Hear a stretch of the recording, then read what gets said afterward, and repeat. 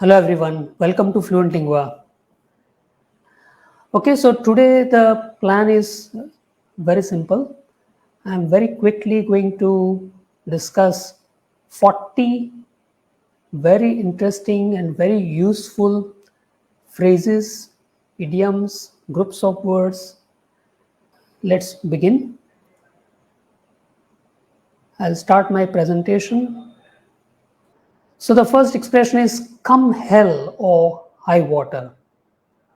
That means in any situation, for example, I have an invitation to attend a party and the weather is not very good. But I tell the person who has invited me, I will attend your party, come hell or high water, in any circumstances. Off the cuff. Sometimes you are given some task, for example, a speaking assignment, and you are not given any time. You go to the venue and then somebody says, come on, you have to speak on this topic. So it is off the cuff. Sometimes some people make a remark off the cuff. So it's an off the cuff remark, unprepared, unplanned kind of thing. Some people are very good at speaking spontaneously. So off the cuff also they can speak very nicely on any topic. Under the weather. Sometimes you are not well. So you tell somebody, well, I am a bit under the weather, so let's meet tomorrow. Under the weather. Under repair. Suppose your vehicle stopped working this morning and you called a mechanic, and right now he has taken your car to his service station. So you can say, my car is under repair. Why have I taken this particular idiom here? Because I have often heard people, learners basically, saying under repairs, but the standard English expression is under repair without an S at the end. At sixes and sevens, then in a disorganized manner. For example, if you have about 10 people working in your office and suddenly you have got a very big project, so everyone starts running here and there. They try to gather material, they try to plan everything. So in an unorganized way, people start working. In crisis, it happens. So we can say our office is at sixes and sevens today.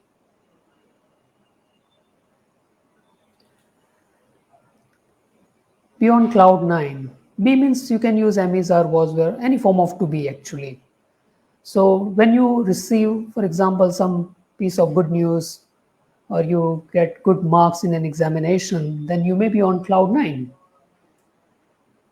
With the same meaning, we have another idiom, be in seventh heaven. He was in seventh heaven when he received his result. So be in seventh heaven means extremely happy. Hold the fort for somebody. For example, I am responsible for a particular department, and suppose I have to go out for some 5 days or so, then I can tell my subordinate to hold the fort. So he will take up all the responsibilities. He will do the work on my behalf in my absence. Be left holding the baby. Sometimes in a department, if there are 5 people and the boss comes and gives some task, and 4 people, they leave the office and you have to do all the work. So you are left holding the baby. You are in trouble. You have to deal with the current problem. Be as fresh as a daisy. Sometimes in the morning, after you have a bath and you are ready to go to your office, and you put on a nice dress, somebody might say, oh, you look as fresh as a daisy. You are as fresh as a daisy. Down in the dumps. Sometimes you are depressed, you've got some bad news, you've failed in something, so you are down in the dumps, very sad. As long as your arm. Sometimes you make a list of guests for a party and the list becomes very long. So somebody might ask you, how many people have you invited? How long is the list? Well, it's too long. It's as long as your arm. Be like chalk and cheese. Sometimes there are two things totally different from each other, and somebody wants you to compare them. So you can say, we can't compare them. They are like chalk and cheese, totally different things. And if they are similar, you can say they are like two peas in a pod. Sometimes two brothers or two sisters or two cousins, they look similar to each other. So we can say they are like two peas in a pod. Have the patience of Job. Now here, Job is not Job. Job is a noun, a normal English word, whereas Job is a character in the Bible. And that character was very patient. So have the patience of Job. That means some people who never get angry, who never get, they don't start fidgeting if the work is not done. They are patient. So they have the patience of Job. Have something up your sleeve. That means you have some secret plan, you have some secret material, some secret data. So in case of an emergency, you can use that. So you can say, I have certain things, some tricks, for example, up my sleeve. Plan B. Now, sometimes when there is some very important work to do, then you have made all the preparations. But suppose one particular thing doesn't work in that, then you must have an alternative, right? So that is your plan B. What's your plan B? Sometimes people ask. Suppose you miss the train, then what? So what's your plan B? Come rain or shine, means whatever happens, I will attend that meeting, come rain or shine, in any circumstances. Run or go helter-skelter. Sometimes when you have some serious problem, right, then you run helter-skelter. Suppose there is a market, and if there is some news of a bomb planted in that particular area, so when people come to know about that, they will run here and there in all directions. So they will run helter-skelter. Carve out a niche for yourself. That means you create a very good position for yourself. People respect you in your field. They ask you for guidance. So you've carved out a niche for yourself. You are a specialist. A load or weight of your mind. Suppose there is something troubling you. You are worried about something. There is some serious problem. And if you share it with somebody who you respect, who you trust, then after sharing that, you will feel a little relieved. So you can say, it's a load off my mind. I have told you everything. It's a load off my mind. It's a weight of my mind. It's a very useful expression. Be like a red rag to a bull. For example, if your boss doesn't like to give holidays to you, and there is some important project which is going on, and your help is very important, and you go to your boss's cabin and you ask for a leave. So asking for a leave at that time is like a red rag to a bull. He will be extremely angry.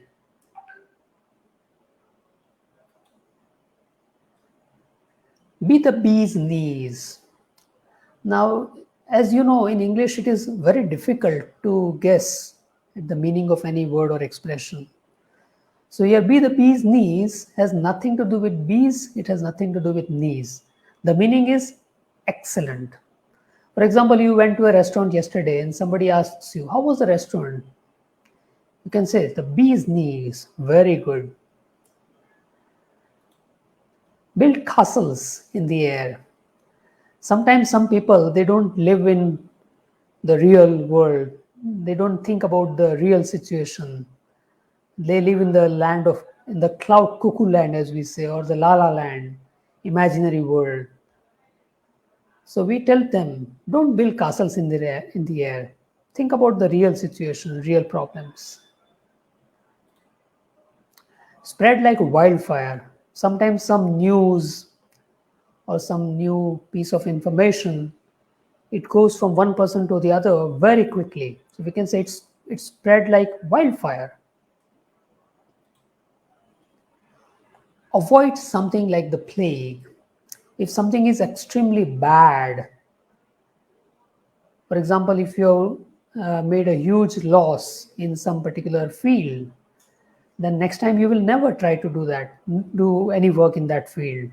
So you will avoid that field like the plague.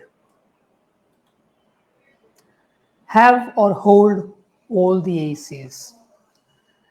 That means you have all the advantages that one can think of. You are planning to start a business. You have land, you have resources, you have guidance, you have technical knowledge, you have everything. So you have all the aces. Your chances of success are wonderful. Hold your horses. Sometimes a teacher asks a question in the classroom and students say, sir, sir, sir, sir, teacher, teacher, teacher. So at that time, the teacher can say, hold your horses, one at a time, please. Eat like a horse. Yeah, sometimes you are extremely hungry, right? So you might say, I could eat a horse. So here, eat like a horse means to eat a lot. Be as poor as a church mouse. That means extremely poor. A penny for your thoughts. Sometimes it happens that you go to some place, there are 4 or 5 people talking, and one of them is silent. He doesn't say anything. So you want that person to say something. You want that person to share his ideas, views, opinions. So at that time you can say, penny for your thoughts. Worth your salt. Worth your salt. For example, any doctor worth their salt will know how to measure the blood pressure. Means something very fundamental that that person, that professional should know. At daggers drawn. If there are two enemies, they are always ready to fight, like two countries always ready to attack the other country, then we can say they are at daggers drawn. And look daggers at somebody. Sometimes you look at somebody in such a fashion you are extremely angry. So you look daggers at somebody, you express your anger. Cast pearls before swine. Sometimes you give great ideas, great pieces of advice to somebody, but that person is not willing to take it. So you can say it is like casting pearls before swine. That person is not going to value your piece of advice. As old as the hills, that means extremely old. There may be some tradition or some monument. We can say, how old is it? Oh, it's very old. It's as old as the hills. And with the same meaning, we have another expression also, as old as Methuselah. Methuselah is a character in the Bible, and he lived for about 1,000 years, people say. 969 years to be very precise. So as old as Methuselah. Dressed up or dressed to the nines. Now, again, as I mentioned earlier, such idiomatic expressions have no logic. Now, why number 9? No logic. It is just like that. So, dressed to the nines or dressed up to the nines means dressed very nicely for a particular occasion. When you attend a wedding function, for example, or when you go to any birthday party, then you are dressed very nicely. So, you are dressed up to the nines. The cards are stacked against someone. That means the conditions are not favorable to you. There are many problems. You want to start a business, but then there is a government policy change and the banks are not ready to finance and you don't have enough technical support. So all the cards are stacked against you. So you'll have to face so many problems. In for a penny, in for a pound. For example, you started working on a project. Now, some part of the project is done and there are more problems, but you can't leave that project. Once you have started, you have to finish it. You have to complete despite all the problems. So in for a penny, in for a pound. Okay, so friends, we end this session here and we'll meet again very soon. Okay, so everyone have a nice time. Bye.